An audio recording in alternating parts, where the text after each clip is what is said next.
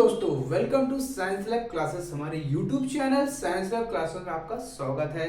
दोस्तों, आप आज जो क्लास होगी आपकी बहुत ही ज़्यादा इम्पोर्टेंट होने वाली है बायोलॉजी की। वो भी आज हम इसमें टॉपिक्स पढ़ेंगे डाइजेस्टिव सिस्टम। आप जानते हैं कि मैंने आपको अगली नेक्स्ट जो क्लास पढ़ाई थी आपको मैंने उसमें हमने आपको आमाशय स्टार्ट किया था, यानी स्टमक के बारे में हम लोग पढ़ रहे थे। तो स्टमक में हम लोगों ने बहुत ही काफ़ी चीज़ें अच्छे से पढ़ ली थी।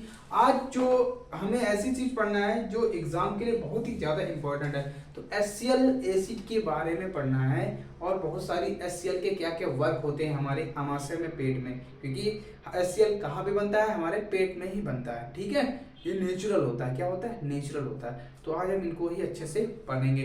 तो मेरे चैनल पे अगर नए हो तो चैनल को सब्सक्राइब कीजिएगा, वीडियो को पसंद आए तो वीडियो को लाइक कीजिएगा, शेयर कीजिएगा। वीडियो बहुत ही अच्छी बनने वाली है, आपको जरूर से जरूर समझ में आएगा, शेयर कीजिएगा। ठीक है, तो देखो ध्यान से।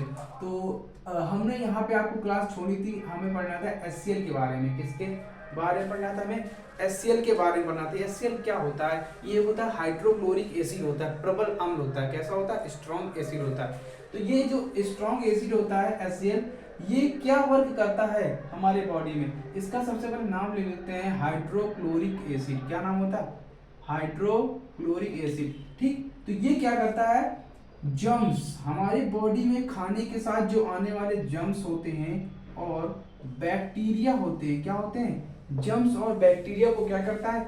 मारने का वर्क करता है, यानी कि किल कर देता है। क्या कर देता है? हमारे खाने के साथ या पीने के साथ जो भी बैक्टीरिया अंदर बनते हैं, ठीक है, वो उनको क्या करता है? जर्म्स और बैक्टीरिया को किल करने का वर्क करता है। तो ये HCl आपका होता है। क्या होता है आपका? HCl। और एक चीज और होता है, जो HCl होता है वो आपने नाम सुना होगा, हमारे शरीर में अम्लता हो जाती है, एसिडिटी हो जाती है ना। क्या हो जाता है? एसिडिटी। तो यानी कि एक चीज ना, हमारे शरीर में क्या होती है? बॉडी में एसिडिटी होती है, पेट में। तो यानी कि जब किसकी मात्रा अधिक होने लगती है? किसकी? अम्ल की। HCl की मात्रा अधिक होने लगती है तो क्या हो जाता है? ठीक, तो पेट में अजीब अजीब सी क्या होने हलचल होने लगती है। तो इसके लिए हम क्या यूज करते हैं? इनो का यूज करते हैं। और किसका यूज करते हैं दोस्तों? डाइजीन का। तो जब इनो और डाइजीन का यूज करेंगे तो हमारे शरीर में जो एसिड है वो क्या हो जाएगा? न्यूट्रल हो जाएगा। किसकी वजह से न्यूट्रल होता है? तो वहां पे वर्क करता है, इनो और डाइजीन में क्या मिला होता है? मैग्नीशियम हाइड्रोक्साइड होता है, यानी कि MgOH का वोल्टेज। इसकी रिएक्शन भी होती है, तो रिएक्शन को हम लोग देख लेते हैं क्या होती है। 2HCl और MgOH का वोल्टेज। ठीक है, आपको केमिस्ट्री तो आती होगी। तो 2HCl और MgOH का वोल्टेज जब रिएक्शन करते हैं तो ये बनाता है MgCl2 और प्लस का 2H2O बनता है। क्या बनता है दोस्तों? 2H2O। तो ये क्या करता है? ये आपका लवण बन जाता है। आप लोगों ने सुना होगा उदासीनीकरण क्रिया, सुना होगा, हाई स्कूल में पढ़ा होगा या इंटर में पढ़ा होगा। तो क्या होता है? जब अम्ल और क्षार की क्रिया होती है, क्षार कौन है? MgOH का वोल्टेज। अम्ल कौन है? HCl। जब रिएक्शन होगी तो क्या बनेगा? न्यूट्रल हो जाएगा ना। तो इस अभिक्रिया को उदासीनीकरण कहते हैं। लवण और क्षार बनता है, इसे बोलते हैं न्यूट्रल। ठीक है, ये क्या हो जाता है? न्यूट्रल हो जाता है, सॉरी, न्यूट्रल हो जाता है, याद रखना आप लोग। ठीक है, लवण बन जाता है। तो ये होती है रिएक्शन जब एसिडिटी बढ़ जाती है, अम्ल की मात्रा बढ़ जाती है हमारी बॉडी में HCl की। और सुनो, जो HCl है वो क्या होता है? एसिडिक मीडियम में होता है। क्या देता है वो? एसिडिक मीडियम में होता है। क्या होता है? एसिडिक मीडियम में होता है। क्यों होता है? क्योंकि ये किसको एक्टिवेट करता है? ये एक्टिवेट, भाई बहुत इंपॉर्टेंट है ये एक्टिवेट करता है किसको? हमारे बॉडी में एंजाइम को एक्टिवेट करने का वर्क करता है। कौन? HCl। ये very very most important question है, वो भी सीडीएस में पूछा गया क्वेश्चन है। किसमें?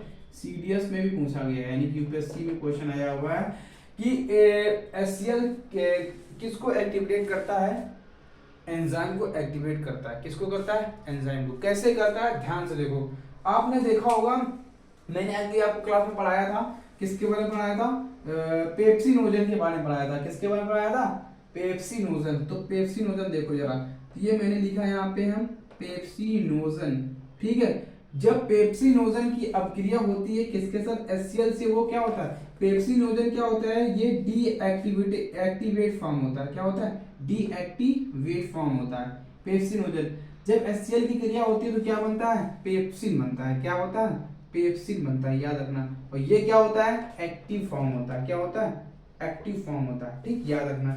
इसी प्रकार आपने सुना होगा प्रोनेनिन के बारे में सुना होगा, ये भी मैंने आपको नेक्स्ट क्लास में पढ़ाया था। प्रोनेनिन भी क्या होता है, HCl से क्रिया करता है, तो ये भी क्या होता है, डीएक्टिवेट फॉर्म होता है। तो प्रोनेनिन से क्या बनेगा, आपका रेनिन बनेगा। क्या बनेगा, रेनिन। ये आपका क्या होता है, एक्टिव फॉर्म होता है। ठीक, याद रखना आप लोग। तो इसी प्रकार मैंने आपको क्या बताया, जो आपका पेप्सिनोजन, ठीक है, और से HCl की रिएक्शन जब होती है तो ये एंजाइम की तरह वर्क करते हैं।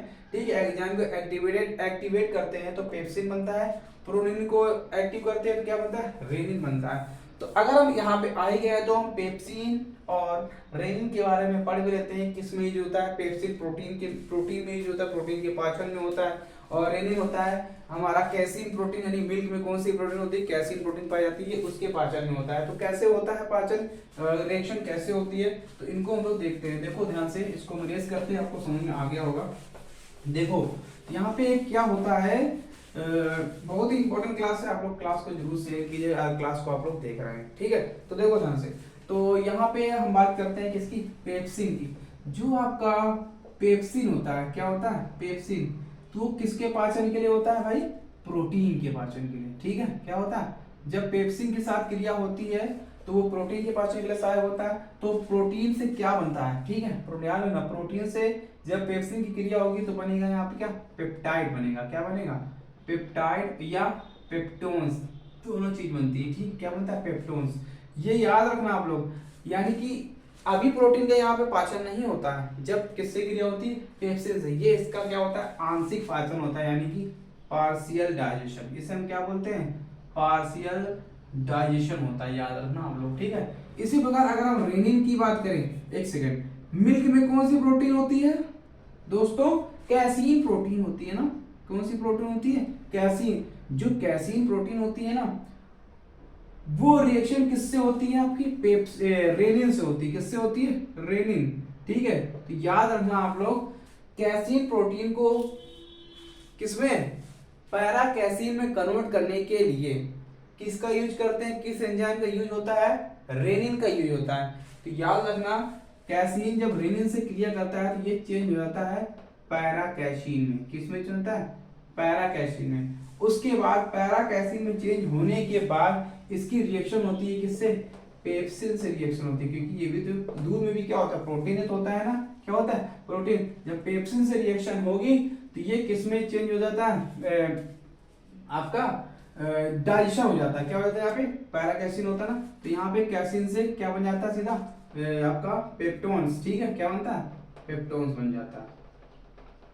ठीक, याद रखना आप लोग। ठीक है, तो ये चीजें मैंने आपको पढ़ा दिया है कि मिल्क में कैसीन प्रोटीन होती है, कैसीन प्रोटीन रेनिन से क्रिया करता है, पैराकैसीन बनता है, पेप्सिन से रिएक्शन होती है, पेप्टोन्स बनता है। ठीक है, एक चीज और लोग पूछते हैं कि ये काइम क्या होता है, आपने नाम सुना होगा काइम का। ठीक है, CHYME, ये काइम क्या है, ये डाइजेस्टेड फूड होता है। इसमें कार्बोहाइड्रेट क्या क्या मिला होता है, कार्बोहाइड्रेट। ठीक है, कार्बोहाइड्रेट होता है, और जो प्रोटीन आपका डाइजेशन होता है ना, प्रोटीन का, वो होता है। ठीक है, क्या होता है, और अनडाइजेस्टेड फूड होता है। अन प्रोटीन हो गया, और अनडाइजेस्टेड। ठीक है, अनडाइजेस्टेड फूड, इनको भी हम लोग क्या बोलते हैं, काइम बोलते हैं। क्या बोलते हैं, काइम। आप लोग इनको याद रखना। ठीक है, क्या बोलते हैं, काइम बोलते हैं। ठीक, ओके, बात क्लियर होगी ना। ये सारी चीजें मैंने आपको पढ़ा दिया।